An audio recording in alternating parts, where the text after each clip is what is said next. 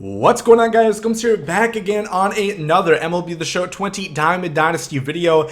Man, did we have an update today with Stage 2 Team Affinity, 30 new diamonds, and there are some really good ones. So in today's video, I want to go over the best ones. I think there's about 12 to 13 that I really recommend that you get, and it's important to mention, there's no bad cards within here, but there's definitely some that are a hell of a lot better than others that I'm going to recommend that you get. So before we get into this one, make sure to leave a like down below. It really does help out the videos grow exponentially. And subscribe to the channel if you guys are new. Let's see if we can hit 34,000 subscribers today. You guys have been killing the support. Tomorrow we got gameplay with one of the guys we're going to talk about in this one. And then tips for Stage 2 Team Affinity, how to complete that fast. And then also Showdown tips for the brand new stage, because it's a whole lot different than it was previously. So that being said, let's go ahead and get into it. The first thing I want to mention is you do have to finish stage 1 before you actually can get the stage 2 cards. So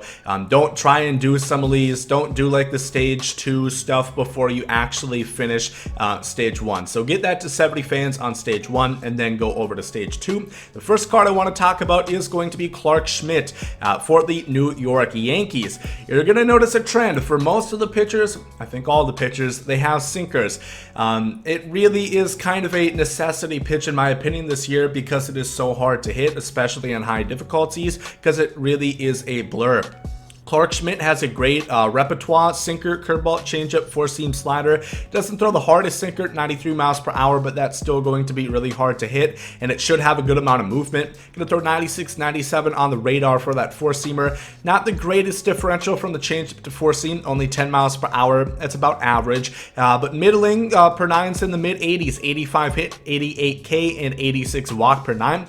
Schmidt should be really good. I love his pitches, and he should be dominant. Really recommend that card. For the Tampa Bay Rays, they have what I call Xavier Edwards on steroids. This one is just even better. 106, 92 contact, 64, 51 power. One of the lone cards I'm going to talk about that doesn't have a lot of power. 97 vision, 89 fielding, 77 arm, 95 speed. And just like Xavier Edwards, he is also a switch hitter. He can play second at a primary, shortstop, and center field.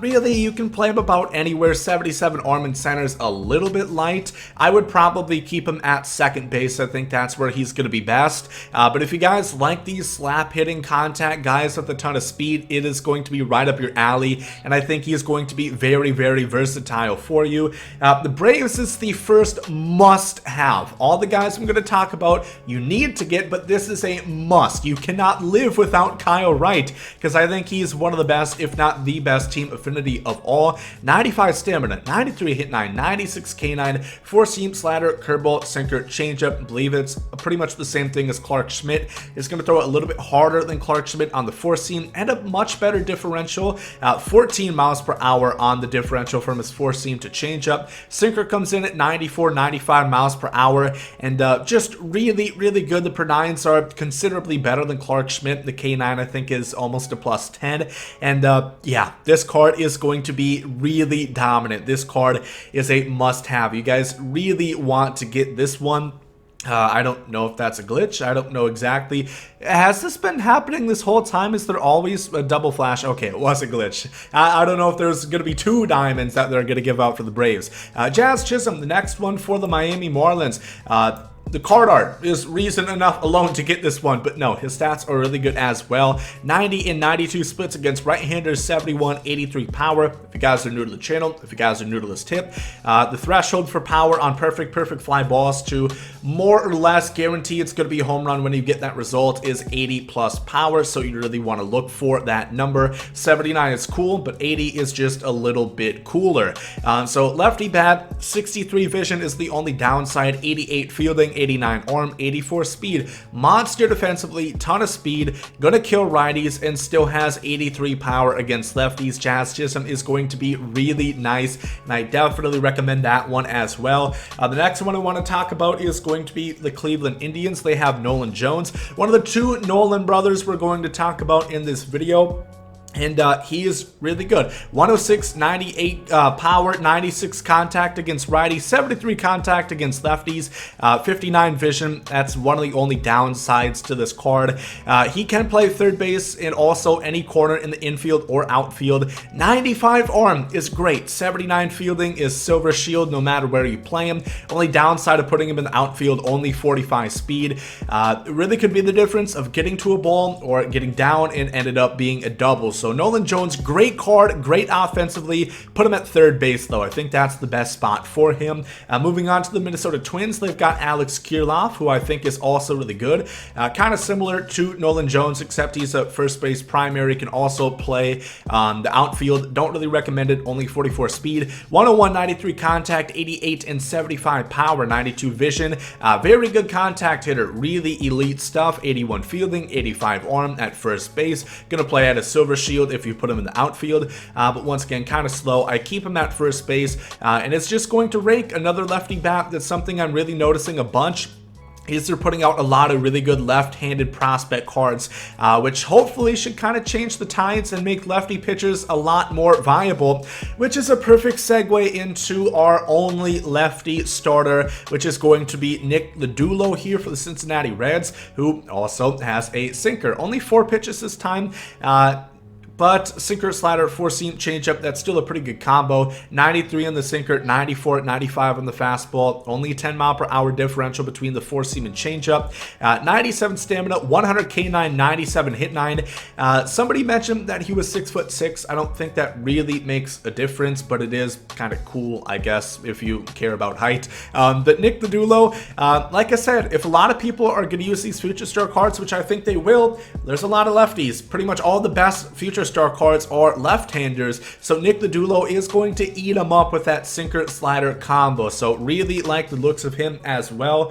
The next one I want to talk about is quite possibly my favorite. I think he's kind of right alongside Kyle Wright and one other guy we're going to talk about. That's Nolan Gorman. Like I mentioned, him and Nolan Jones are very similar to almost every extent. They're both lefties. They're both first name Nolan. They both have 79 fielding primary. These cards are nearly identical. 102, 108 splits versus right-handers, 81, 94 power against lefties, 66 vision, 85 arm at third base, 55 fielding, 55 speed.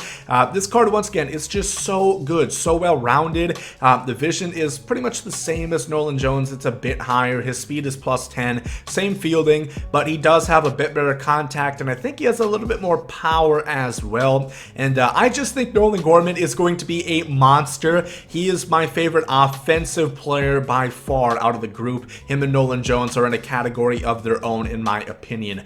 Moving on to the Angels, they have Brandon Marsh, who is very solid as well. Once again, another left-hander. 94 and 90 contact, 84, 78 power, 69 vision. Would like to see that a little bit higher, but it's still pretty good. 82 fielding, 90 arm strength, 85 speed. Great defender, gold defense, 90 arm, and a lot of range with 85 speed out in the outfield. I probably recommend you put him in center. He's going to drop down to a silver shield if you play him on either of the corners. And good power, good contact, and pretty good vision. So this card is just a 5-tool player, well-rounded all the way around. Really like the looks of Brandon Marsh. The next one I want to talk about is going to be for the Los Angeles Dodgers, and this is one of my the trifecta. Him, Kyle Wright, and Nolan Gorman are the 3 best in my opinion. Brusdar Graterol, I think, is a monster. Sinker, slider, 4-seam, changeup, curveball. He has the outlier quirk on that sinker. He's going to throw it 99 miles an hour. His fastball is going to top triple digits. Slider is going to be wipeout, 100 to hit 9, 97 K9, 68 walk 9, 88 stamina. I guess would be the only downside to this card. Absolute unit. There is no negatives. This card is going to kill players online. I am so excited to use him. Him and Kyle Wright are so good. They're automatically some of the best pitchers in the game currently. Other 2 that I want to talk about are both within the NL West. Here we have the San Diego Padres. Skip way past it. We have Taylor Trammell, who I think is going to be really good.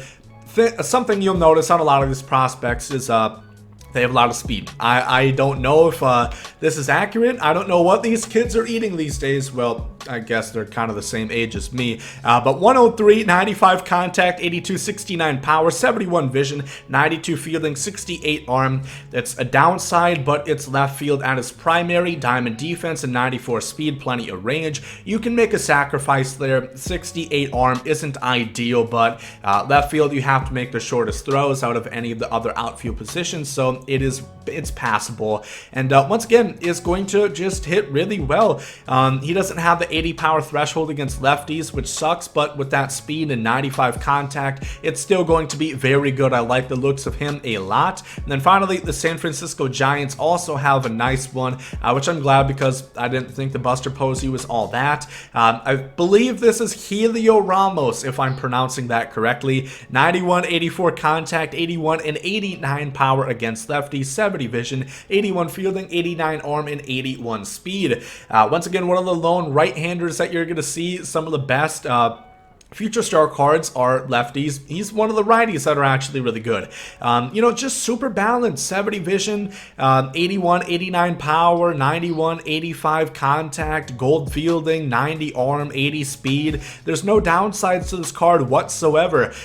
You know, once again, the thing that you guys are going to have to remember for all these Future Star cards, we never know how truly good they're going to be until we actually get our hands on them, because we probably have never used their swings before. So that's going to be a big kind of learning curve to see which ones are actually truly the best. But strictly going off their attributes on paper, I believe that these are the best ones. So these are the ones I recommend that you guys really stress going after. Now, I think it's going to be helpful to get all of these done at some point, because we're going to see a lot of even better diamonds coming in the summer once we reach stage 3, but that's going to be quite some time away. I believe that's like June 21st is the first day of summer, so quite a ways before we actually see that happen. Many months, or like 2 months or so, which is still a good amount of time.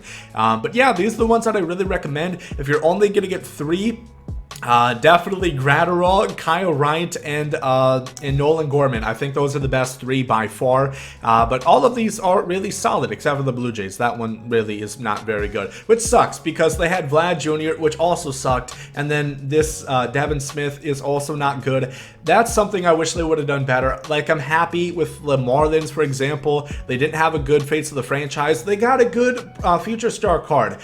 So I'm happy that those happened, but I wish teams like the Blue Jays, who kind of got shafted in the face of the franchise, would have gotten a better card for the Future Stars. But it is what it is. Let me know in the comments section which ones you guys are going after first, which new Future Star cards are on your shopping list, and which ones do you think are your favorite? Which ones do you think are the best? If you guys did enjoy this video, make sure to leave a like down below. Thank you all for watching. Hope you guys have a great rest of the day. Big thumbs out. Yeets.